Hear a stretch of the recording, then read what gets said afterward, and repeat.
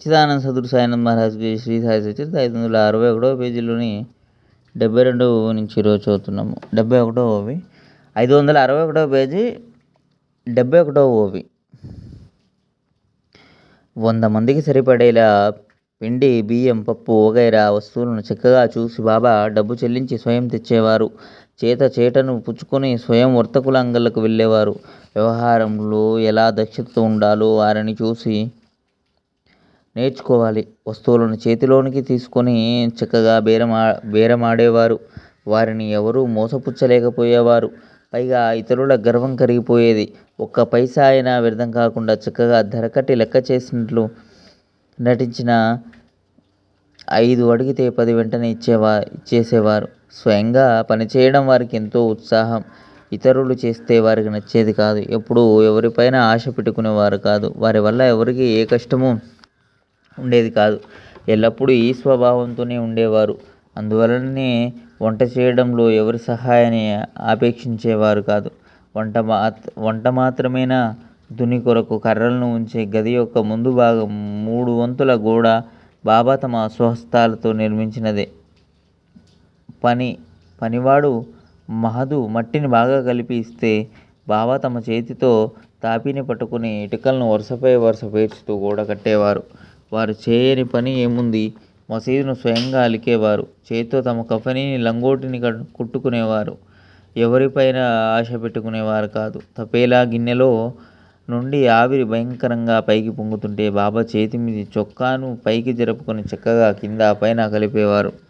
తపేలాలో కుతకుతలాడుతూ ఉడుకుతున్న సమయాన కలపవలసినప్పుడు బాబా అమోఘమైన లీలలను కనబరిచేవారు. రక్త మాంసాల వారి చేతిని కుతకుత ఉడుకుతున్న తపేలాలో ఉంచిన వారి ముఖంలో భయం కానీ లేక వారి చేతిపై కాలిన గుర్తు కానీ కనిపించేవి కావు.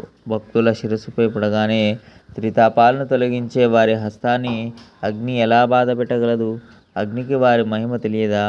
బాబా నానపోసిన పప్పును రాతి బండపైన పోసుకొని చక్కగా ఏరి స్వయంగా సన్నికల్లుతో నూరి తమ చేతితో పెసరవడలను చేసేవారు. తర్వాత వారిని మెల్లగా పాత్రలో వేసి అడుగు మాడకుండా కలిపేవారు. తయారయ్యాక పాత్రను కిందకు దించి ప్రసాదాన్ని అందరికీ పంచేవారు.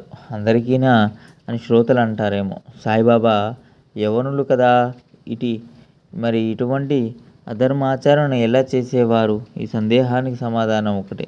సాయిబాబా ధర్మం అధర్మం గురించి ఎప్పుడూ ఎరుకలో ఉండేవారు. తపేలాలో వండిన పదార్థాలను అందరూ తినాలి అని బాబా ఎవరిని ఎప్పుడూ బలవంత పెట్టేవారు కాదు. కానీ ఆ ప్రసాదాన్ని తినాలని ఇచ్చ కలిగిన వారి కోరికను తీర్చేవారు. కానీ ఎప్పుడూ ఎవరిని మోసగించేవారు కాదు. వారి జాతి అసలు ఎవరికీ తెలుసు కనుక మసీదులో ఉంటారు కనుక ముసల్మాను అని అంటారు. కానీ వారి పద్ధతులను ఆచరించి చూస్తే వారి జాతి తెలియదు. భక్తులు వారిని దైవం అని అంటారు. వారి పాదధూళితో పొర్లుతారు.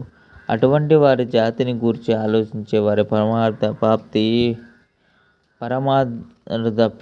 వ్యర్థం. ఇహలోక పరలోక విషయాలయందు విరక్తిని, వివేక వైరాగ్యాల సంపత్తిని కలిగినట్టు వారి జాతిని చూసే వారి పరమార్థం వ్యర్థం. ధర్మాధర్మాలకు అతీతమైన శుద్ధ ఆనంద స్థితిలో ఉన్నట్టు వారి జాతిని చూసే వారి పరమార్థ ప్రాప్తి వ్యర్థం. ఇటువంటి సాయిబాబా చరిత్రను ఆనందానికి గానం చేస్తున్నాను. శ్రవణం చేయాలన్న కోరిక ఎవరికైనా ఉంటే అది నెరవేరుతుంది. ఇక వెనుక ఉండిపోయిన కథానుసంధానాన్ని తిరిగి చూడండి. బాబా దాదాతో ఏమన్నారో వినండి. ఖారా పులావ్ చేశాను, ఎలా ఉందో చూస్తావా అని అడిగారు. దాదా లాంఛనంగా ఆహా చాలా బాగుంది అన్నాడు. దాదా పూర్వకాలపు భక్త శ్రేష్ఠుడు. స్నాన సంధ్యాదులయందు నియమనిష్టలు గలవాడు. మంచి చెడులను ఎరిగినవాడు. అతనికి బాబా మాట నచ్చలేదు. అప్పుడు బాబా ఎన్నడూ కళ్ళతో చూడలేదు, జీవతో రుచి చూడలేదు, మరి బాగుందని ఎలా చెప్పావు అని దాదాతో అన్నారు. పాత్రమైన మూత తీసి లోపల చేతితో తీసి చూడు అని అంటూ బాబా అతని చేతిని పట్టుకుని డెగిసా లోపలికి తోశారు. ఇక చేయి తీసి గరిటెతో పళ్ళెంలోకి మడి కట్టుకున్నానని ఊరికే బడాయిపోకు అని అన్నారు. సత్పురుషులు శిష్యులకు అనుచితమైన దాన్ని చేయమని చెబుతారు అని అనుకోవడం పొరపాటు. సత్పురుషులు అపారమైన దయ కలిగి ఉంటారు. వారి మార్గం వారికే తెలుసు. నిజమైన ప్రేమ తరంగాలు లేచినప్పుడు తల్లి బిడ్డను గిల్లి బిడ్డ ఏడుస్తుంటే తన గుండెలకు హత్తుకుంటుంది. తినకూడని వారిని తినాలని మనసు పడే వారి వాసనలు అణిచివేసి మనసును నిగ్రహించుకునే వారిని బాబా ఉత్సాహపరిచేవారు. గురు ఆజ్ఞాపాలన మీమాంస ఒక్కోసారి ఎంతటి కఠిన పరీక్షకు దారి తీసేదంటే జీవితంలో ఎన్నడూ మాంసాన్ని తాకని భక్తుల నిశ్చయం ఊగిసలాడింది. 105వ నుంచి మరో వీడియోలో చదువుకుందాం. సచ్చిదానంద సద్గురు సాయినాథ్ మహారాజ్కి లోకా సమస్త సుఖినో భవంతు. శాంతి శాంతి శాంతి.